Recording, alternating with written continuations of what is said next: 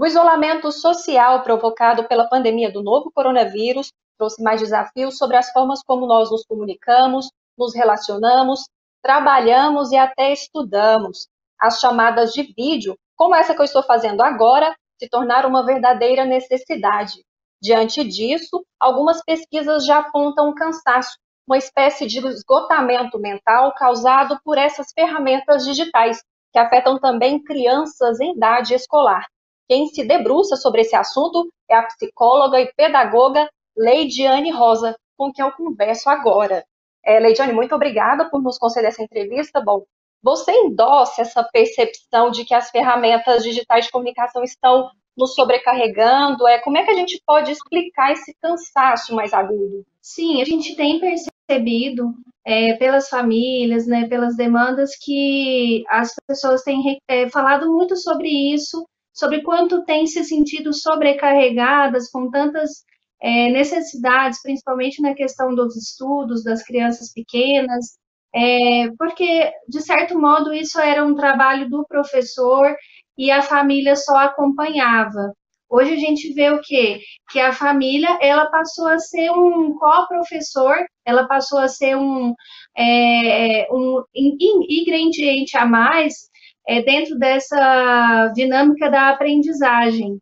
Muitas vezes, o que, que eu percebo? O pai e a mãe têm uma sobrecarga diária de trabalho, todas essas mudanças com o isolamento já fazem com que eles já tenham outras demandas que já não existiam antes do isolamento, lidam com o trabalho também doméstico em casa e agora as crianças para poder orientar. O que, que eu percebo de importante nessa dinâmica, né? A aproximação da família, né, com os cuidados escolares, que isso é um ponto positivo. Muitas famílias, em algum momento, elas delegavam essas oportunidades apenas para a escola e acompanhavam de longe. E uma outra coisa que eu percebo também é o quanto os pais agora têm que se controlar, se capacitar para serem, além de professores, aquele que viabiliza a aprendizagem, o ensino, e não um que apenas cobra tarefas, né? Porque a gente tem visto que, dependendo qual escola, a gente tem uma demanda muito grande, uma carga enorme de tarefas para serem feitas pelas crianças.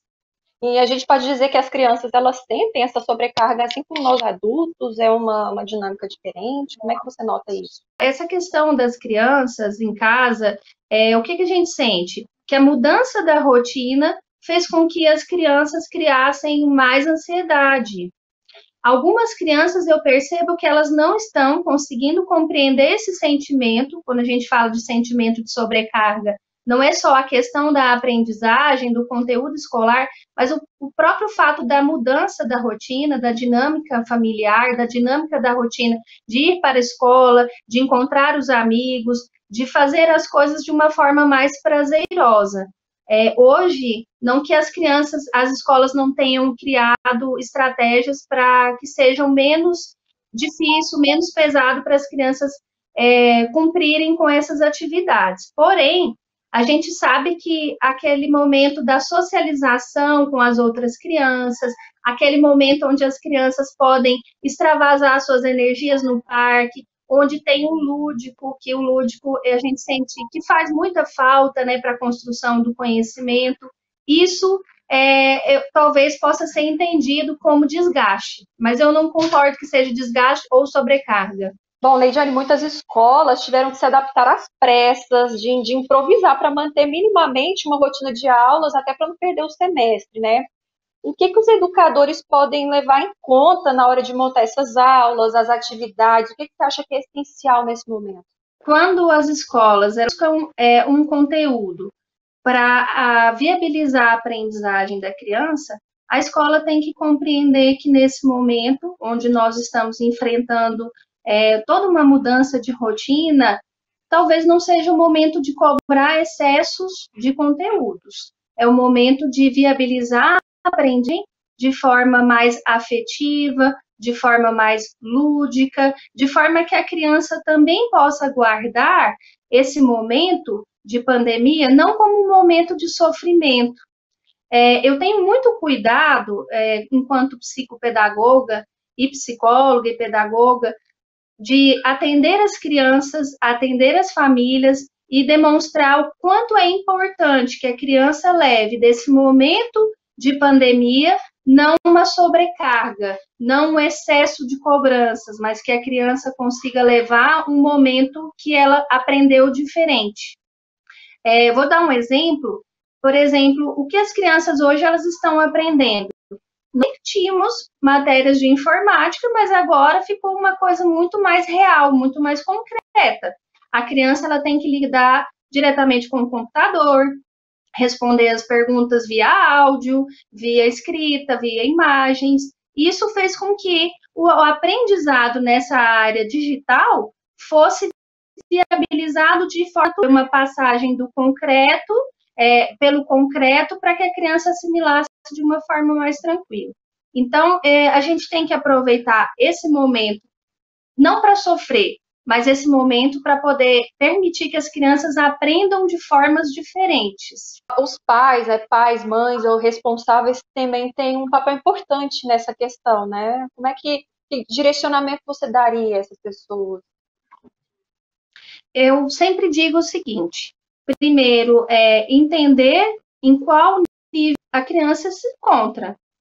Apesar de que as crianças estudam na mesma série, por exemplo, crianças de 6 anos normalmente estará no primeiro ano fundamental, não necessariamente todas estão com a mesma bagagem de conteúdo. A criança tem seu tempo. Então, o que é um conteúdo que uma assimilou, a outra não. Não comparar uma criança com outra, apesar da idade etária ser a mesma.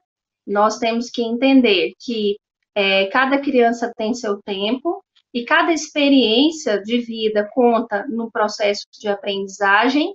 Então, a gente precisa compreender, cobrar exatamente aquilo que a criança consegue dar conta. Não porque tem que se cumprir um conteúdo, mas porque essa criança pode corresponder a esse conteúdo. Uma outra dica que eu deixo para os pais se a criança está tendo dificuldades naquele conteúdo, é um momento importante de revisar ou acrescentar aquilo que ficou falho, né? Hoje a gente tem a internet com vários tipos de tarefinhas, com várias formas de estimular a criança. Então, se não está conseguindo fazer atividade sozinha, não é cobrar excessivamente, não é deixar a criança triste, brigar, né? Não, é você oportunizar que a criança aprenda, então, em níveis anteriores, para que depois ela consiga atingir aqueles níveis que a gente espera. Uma outra questão importante, partindo da aprendizagem, a criança, ela não precisa errar para aprender. Então, quando o pai ou o educador, aquela pessoa que está viabilizando a aprendizagem, puder ensinar sem que a criança erre, mas ensinando a criança o certo para que ela possa assimilar de uma forma mais tranquila, isso é muito prazeroso. Então, eu dou um exemplo assim. Antigamente a gente tentava fazer com que a criança adivinhasse o que está escrito. Não, pode dar a resposta. Modela esse comportamento e depois, nas outras tarefas, verifique se a criança aprendeu. Certo, Leidiane. E de modo geral, para as pessoas que realmente precisam trabalhar, que precisam estudar agora de forma remota, né, usando esses aplicativos digitais de conferência, como que a gente pode atenuar essa fadiga? Algum tipo de recomendação especial? O que eu percebo é que a rotina sempre funciona em qualquer momento. Então, em qualquer demanda que uma criança tenha tendo, não quer fazer a tarefa, não quer sentar para ver o vídeo, então é necessário que exista uma rotina, apesar de que nossa vida saiu um pouco da rotina. Então, qual que é a rotina? Acorda cedo, toma seu café, agenda com a criança o horário dos estudos, condiciona a criança, olha, é necessário que você faça isso para que você possa também fazer o jogo do videogame, o joguinho no celular, o vídeo. Algumas pessoas são totalmente contra. A criança não pode ficar muito tempo na TV, a criança não pode ficar muito tempo no celular. Isso eu concordo muito, não pode ficar muito tempo. Mas isso também é uma forma de aprender e de que a criança também possa vivenciar o lúdico. de tal modo que hoje a falta da escolarização, juntamente com as outras crianças, retirou muito do lúdico da vida da criança, né? A criança podia, por exemplo, ir para o parque, brincar, conversar com um colega. Hoje elas não estão tendo essas oportunidades. Então, é necessário também que elas possam interagir, mesmo que seja com um desenho, e a esse momento do desenho ser aproveitado pela própria família, estimular a aprendizagem, para estimular a relação, para mostrar, por exemplo, olha o que aconteceu ali com aquele personagem no desenho. Você achou certo? Você achou errado? Trazer isso para o contexto da criança, para que ela possa interagir. Então, a rotina sempre é o primeiro caminho que eu oriento a todas as famílias para que a criança consiga assimilar melhor o que é esperado dela. E sempre, em todos os momentos, conversar, né? Olha, agora é o horário da tarefa, agora é o horário do lanche, agora é esse o horário. Porque se a gente conversa e orienta a criança o que é esperado dela, é mais fácil, né? O que eu percebo de muitas famílias? Não tem um horário para fazer a tarefa, é a hora que dá, né? Então a criança também não tem um horário. E aí, quanto é mais prazeroso ficar na televisão, no celular, brincar, né? Brincar com as bonecas, quanto é mais prazeroso isso do que realmente fazer uma coisa só para cumprir conteúdo, né? Para que a escola possa realmente viabilizar. Eu acho muito necessário as duas coisas. Aproveitando esse ponto, eu também penso o seguinte, que uma criança que ela também é criada sem nenhum tipo de obrigação, e nesse momento de pandemia, a gente vem sempre falando isso, não estamos de férias, estamos de quarentena. É importante que a criança também tenha um senso de responsabilidade do que é esperado por ela. Então, é importante a gente trabalhar com a criança também nesse sentido, de mostrar para ela qual é o papel dela. Qual que é o meu papel hoje? Meu papel é estudante, né? O meu papel é aprendiz. Então, se eu sou um aprendiz, eu preciso fazer. E isso acho que ajuda muito, né? É demonstrar os nossos papéis. Eu acabo de conversar com a psicóloga e pedagoga Leidiane Rosa. Leidiane, eu agradeço muitíssimo a disponibilidade de nos conceder essa entrevista. Eu que agradeço muito.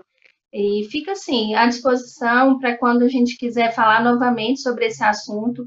É um assunto novo e é um assunto que a gente precisa realmente falar sobre ele, porque a situação da quarentena não é uma situação que aconteceu e que vai passar tão rapidamente, e ao mesmo tempo a gente vai aprender muito com isso. Muito obrigado. Continue acompanhando a TV Alego. Eu agradeço a sua audiência.